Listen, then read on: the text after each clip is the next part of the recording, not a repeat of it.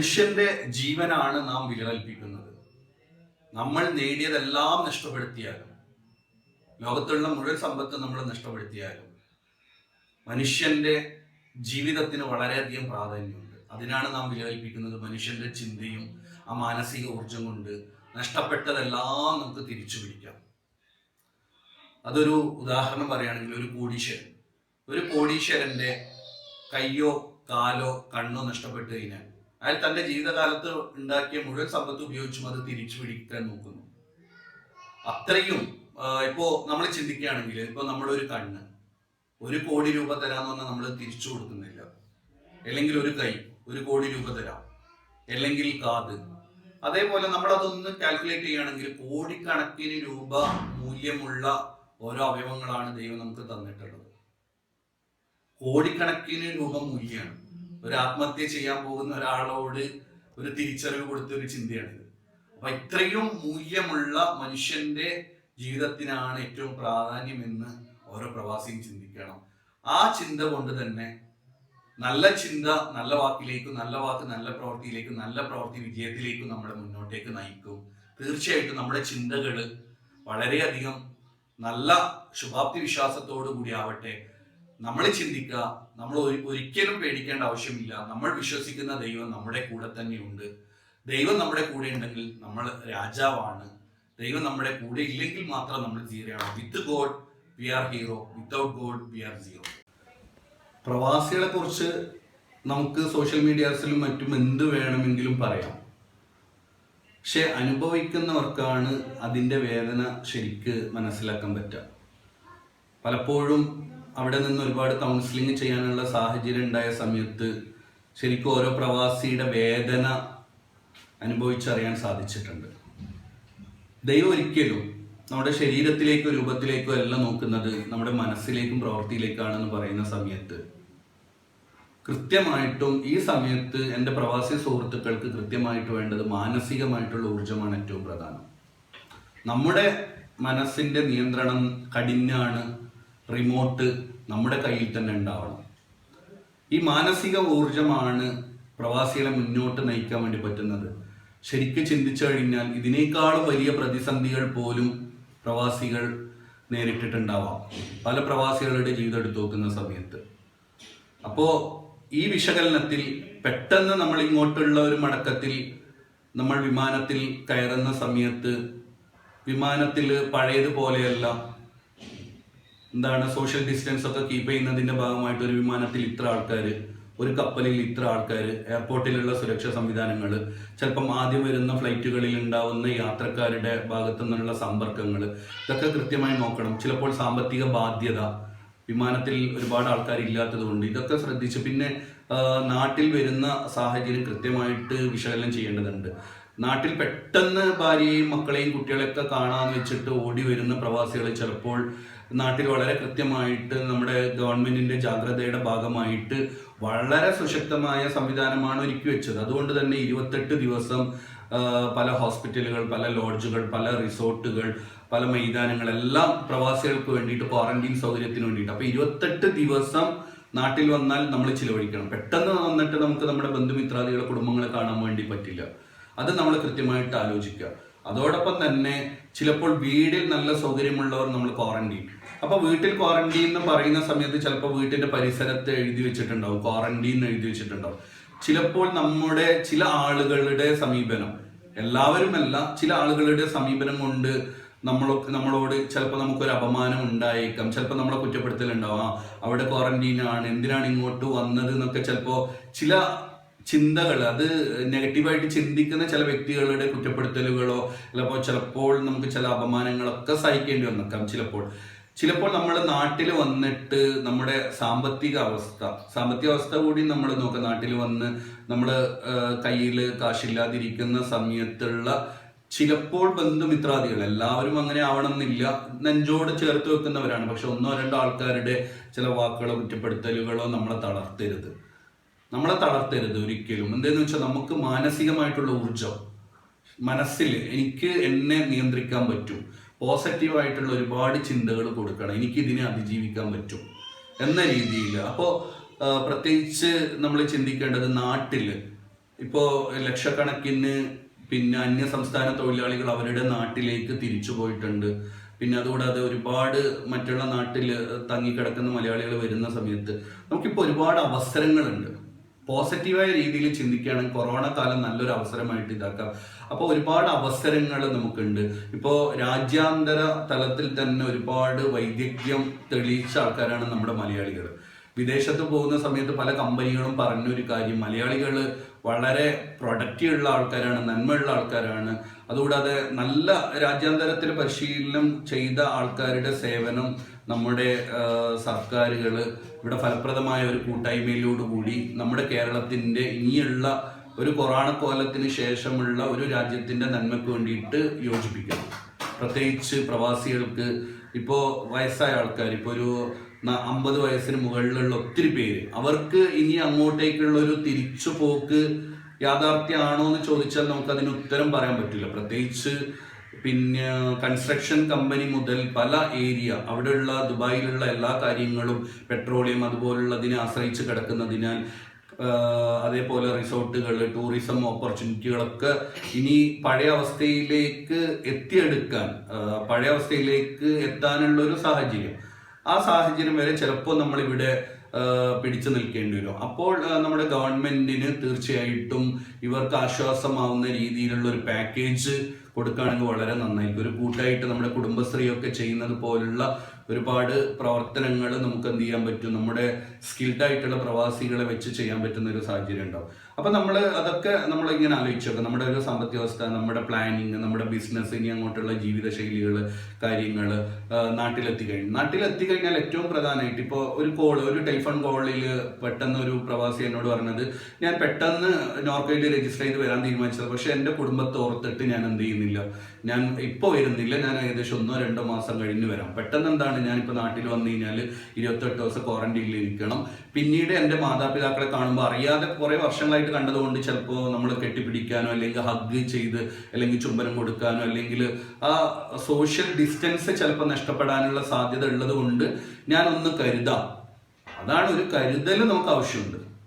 ആ കരുതൽ വളരെ മുൻകൂട്ടി കണ്ടുകൊണ്ട് തന്നെ നമ്മൾ പെരുമാറുകയാണെങ്കിൽ നാട്ടിൽ വരുന്നത് യാതൊരു കുഴപ്പമില്ലാത്ത കാര്യമാണ്. ആ കരുതലോട് കൂടിയിട്ട് മുന്നോട്ട് നീങ്ങാന്നുള്ളതാണ്. ലോക്ക്ഡൗൺ കാലത്തുള്ള കോളുകൾ വന്ന സമയത്ത്, നാട്ടിൽ നിന്ന് വിദേശത്ത് നിന്ന് വന്ന സമയത്ത് മനസ്സിലാക്കാൻ പറ്റിയത്, നാട്ടിലുള്ള പ്രവാസികളുടെ കുടുംബങ്ങൾ ഒരുപാട് പേര് ആശങ്കയിലാണ്. ഒരുപാട് പേര് പല കാര്യങ്ങൾ എന്നോട് സംസാരിച്ചിട്ടുണ്ടായിരുന്നു. ചിലപ്പോൾ പ്രവാസികളോട് സംസാരിച്ചു തരും എനിക്കത് ബോധ്യപ്പെട്ട കാര്യം, പല പ്രവാസികളും നമ്മുടെ കൊറോണയുടെ ചില സിംറ്റംസ് പറഞ്ഞു, ചുമ, ജലദോഷം, പനിയൊക്കെ ഉണ്ടായ സമയത്ത് പോലും കാണിക്കാൻ അവിടെ ഹെൽത്ത് ഡിപ്പാർട്ട്മെൻറ്റായിട്ട് ബന്ധപ്പെടാൻ മടിച്ച ഒത്തിരി പേരുണ്ട്. നമ്മുടെ പ്രിയപ്പെട്ട സഹോദരങ്ങൾ എന്ത് ചെയ്യണം, അവരെ അതിലേക്ക് എത്തിക്കണം. ചികിത്സ വളരെ പ്രാധാന്യമാണ്. ഞാൻ നേരത്തെ സൂചിപ്പിച്ചതുപോലെ ഇമ്മ്യൂണിറ്റി പവർ കൂട്ടണം. ഈ പേടിയോട് കൂടിയിട്ട്, ഇതിൽ ജാഗ്രതയാണ് ഏറ്റവും കൂടുതൽ വേണ്ടത്. ഒരു പേടിയോട് കൂടിയിട്ട് എനിക്ക് രോഗം വരുമോ എന്ന് ചിന്തിച്ച് മാനസികമായിട്ട് അസ്വസ്ഥതയോടുകൂടി നെഗറ്റീവായിട്ട് ചിന്തിച്ചുകൊണ്ട് എനിക്കിപ്പോൾ രോഗമാണ്, ഞാനിപ്പോൾ മരിക്കും, എനിക്കൊന്നും ചെയ്യാൻ പറ്റില്ല എന്ന് പറഞ്ഞ് ഭക്ഷണവും കാര്യങ്ങളൊന്നും കഴിക്കാതിരിക്കുന്ന ഒത്തിരി പേരുണ്ട്. അവരെ കണ്ടെത്തി പരമാവധി ആശ്വാസം കൊടുക്കണം, അവരോട് തുറന്ന് സംസാരിക്കണം, അവർക്ക് നല്ല പ്രോത്സാഹനം കൊടുക്കണം, ആത്മവിശ്വാസം കൊടുക്കണം, അവരുടെ സെൽഫ് എസ്റ്റീം ഉണ്ടാക്കിയെടുക്കണം. പ്രത്യേകിച്ച് മാസ്ലോയുടെ ഹൈറാർക്കി തിയറിയിൽ പറയുന്ന ഒരു സൈക്കോളജി ബേസിക് നീഡ്സ് ക്ലിയർ ചെയ്യാൻ വേണ്ടിയിട്ട് നമ്മുടെ സഹോദരങ്ങൾ പരസ്പരം ഇതാക്കണം. അവർക്കുള്ള ചിലപ്പോൾ സുരക്ഷിതത്വ ബോധം, പിന്നെ അവർക്കുള്ള കൃത്യമായ ഭക്ഷണം, വായു കാര്യങ്ങൾ, കൃത്യമായിട്ടുള്ള താമസ സൗകര്യങ്ങൾ ഇല്ലാതെ കഷ്ടപ്പെടുന്ന ഒരുപാട് പ്രവാസികൾ ക്യാമ്പിലൊക്കെ ഇതാവുന്നുണ്ട്. സത്യം പറഞ്ഞു കഴിഞ്ഞാൽ ഞാൻ ഈ ഒരു വീഡിയോയുടെ പ്രചോദനം തന്നെ എൻ്റെ പള്ളിക്കരയിലുള്ള പ്രിയ സുഹൃത്ത് ഇക്ബാൽ സാഹിബ് എന്നോട് സംസാരിച്ചത്, പള്ളിക്കരയിൽ നിന്നുള്ള ഓരോ വീട് എടുത്തു നോക്കുകയാണെങ്കിലും എല്ലാ വീട്ടിലും പ്രവാസിയുണ്ട്. അതിൽ വളരെ സാമ്പത്തികമായ ഭദ്രതയുള്ള ആൾക്കാരുണ്ട്, തീരെ ഭദ്രത ഇല്ലാത്ത ആൾക്കാരുണ്ട്, അതിൽ പലപ്പോഴും ആശങ്കയുള്ള ആൾക്കാരുണ്ട്. അപ്പോൾ അവരൊക്കെ എന്താണ്, പല രീതിയിലുള്ള ആൾക്കാർ അവരുടെ കൃത്യമായ അവസ്ഥ മനസ്സിലാക്കിക്കൊണ്ട് ഇനിയുള്ള കാര്യത്തിൽ കൃത്യമായ ഒരു ആസൂത്രണം, കൃത്യമായ ഒരു പിന്നെ ലക്ഷ്യബോധം, ഒരു ചിട്ട, എന്നിട്ടാണ് കാര്യങ്ങൾ വിചിന്തനം ചെയ്ത് കൊണ്ടുവരുന്ന സമയത്ത് അവർക്ക് എന്ത് ചെയ്യാൻ പറ്റും. ഈ പ്രതിസന്ധി നമ്മളാരും ഉണ്ടാക്കിയതല്ല, ലോകത്ത് മുഴുവൻ ഈ പ്രതിസന്ധി അനുഭവിക്കുന്നുണ്ട്. പ്രത്യേകിച്ച് നമ്മൾ വേറൊരു രാജ്യത്ത് വർക്ക് ചെയ്യുന്ന സമയത്ത് നമ്മൾ ഉറ്റവര് ഉടയവരെ വിട്ടുപിരിയുന്ന സമയത്തുള്ളൊരു വിരഹവേദന ഉണ്ടാവും. ആ വേദന ഉണ്ടാവുന്ന സമയത്ത്, അതുകൊണ്ടാണ് ഞാൻ പറഞ്ഞത്, എല്ലാ ദിവസവും നിങ്ങൾ എന്ത് ചെയ്യണം, നിങ്ങളുടെ കുടുംബാംഗങ്ങളുമായിട്ട് ആശയവിനിമയം ചെയ്യണം, തുറന്ന് സംസാരിക്കണം, അവരോട് കാര്യങ്ങൾ ചോദിക്കണം. അതുകൊണ്ടാണ് വളരെ ആവശ്യമുള്ളവർ, ഇപ്പോൾ ദീർഘകാലം രക്ഷിതാക്കളെ പിരിഞ്ഞ ആൾക്കാരുണ്ടാവും, ഭാര്യയെ പിരിഞ്ഞ ആൾക്കാരുണ്ടാവും. അവർ മടങ്ങി വരേണ്ടെന്നല്ല പറയുന്നത്, അവർ കൃത്യമായി നാട്ടിലേക്ക് മടങ്ങി വരണം. അവസരങ്ങൾ ഒരുപാടുണ്ട്. നമ്മുടെ മാനസികമായ കരുത്തുണ്ടെങ്കിൽ നമുക്ക് എവിടെയും എല്ലാ കാര്യങ്ങളും ചെയ്യാം. Everything is possible, nothing is impossible, because impossible is nothing. സാധ്യമല്ലാത്ത കാര്യങ്ങൾ, നമുക്ക് എല്ലാ കാര്യവും സാധ്യമാണ്. നമ്മുടെ മനസ്സിൽ എനിക്കത് സാധിക്കും എന്നുള്ള ചിന്ത കൊടുക്കാണ്. If you think you can touch the sky, നമ്മൾ ചിന്തിക്കുകയാണെങ്കിൽ നമുക്ക് ആകാശത്തേക്കും ഉയരാം.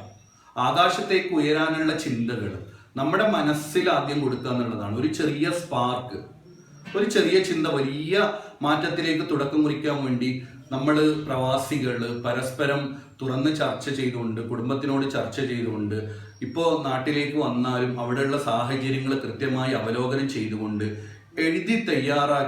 കൃത്യമായി എഴുതി തയ്യാറാക്കി കാര്യങ്ങൾ ഒരു ആസൂത്രണത്തോടുകൂടി കാണണമെന്നാണ് ഈ വിനീതന്റെ ഒരു. അതിൽ എനിക്ക് ഏറ്റവും സന്തോഷം തോന്നിയ ഒരു കാര്യം, പ്രവാസികളെ നിങ്ങൾ ആരും തനിച്ചല്ല, നിങ്ങൾ ആരും ഒരിക്കലും തനിച്ചല്ല. നിങ്ങളുടെ കൂടെ ഒരു സമൂഹം വളരെ പ്രതീക്ഷയോടുകൂടി നിങ്ങൾ ഉറ്റുനോക്കുന്നുണ്ട്.